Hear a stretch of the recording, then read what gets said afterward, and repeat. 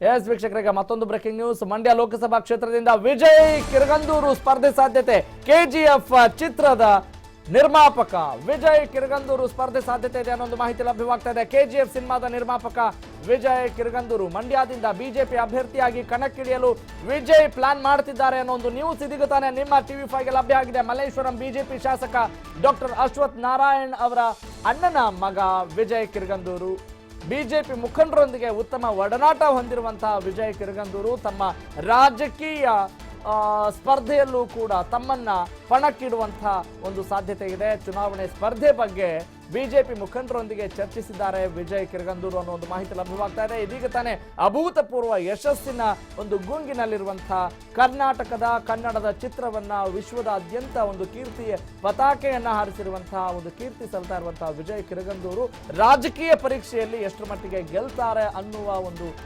ಪಯಣವನ್ನ ಅವರು ರೆಡಿ ಮಾಡ್ಕೊಂಡಿದ್ದಾರೆ. ಸ್ಪರ್ಧೆ ಬಗ್ಗೆ ಮಂಡ್ಯ ಜಿಲ್ಲೆಯಾದ್ಯಂತ ಈಗಾಗಲೇ ವಿಜಯ್ ಫ್ಲೆಕ್ಸ್ ಬ್ಯಾನರ್ಗಳೆಲ್ಲ ರಾರಾಜಿಸ್ತಾ ಇದ್ದಾವೆ. ವಿಜಯ್ ಬಿಜೆಪಿಯಿಂದ ಸ್ಪರ್ಧಿಸಿದ್ರೆ ಕಾಂಗ್ರೆಸ್ ಜೆಡಿಎಸ್ ಮೈತ್ರಿಗೆ ಭರ್ಜರಿ ಪೈಪೋಟಿ ಖಂಡಿತವಾಗ್ಲೂ ಇರುತ್ತೆ ಅನ್ನುವ ಒಂದು ಲೆಕ್ಕಾಚಾರ ಕೂಡ ಇದೆ. ಹೀಗಾಗಿ ಲೋಕ ಅಖಾಡಕ್ಕೆ ವಿಜಯ್ ಧುಮುಕ್ತಾರ, ವಿಜಯ್ ಕಿರಗಂದೂರು ಅಲ್ಲಿ ವಿಜಯವನ್ನ ಸಾಧಿಸ್ತಾರ. ಈಗಾಗಲೇ ಕೆಜಿಎಫ್ ಸಿನಿಮಾದ ಮೂಲಕ ಅವರು ಅಭೂತಪೂರ್ವ ಯಶಸ್ಸನ್ನ ಸಾಧಿಸಿರುವಂತಹ ಒಬ್ಬ ನಿರ್ಮಾಪಕ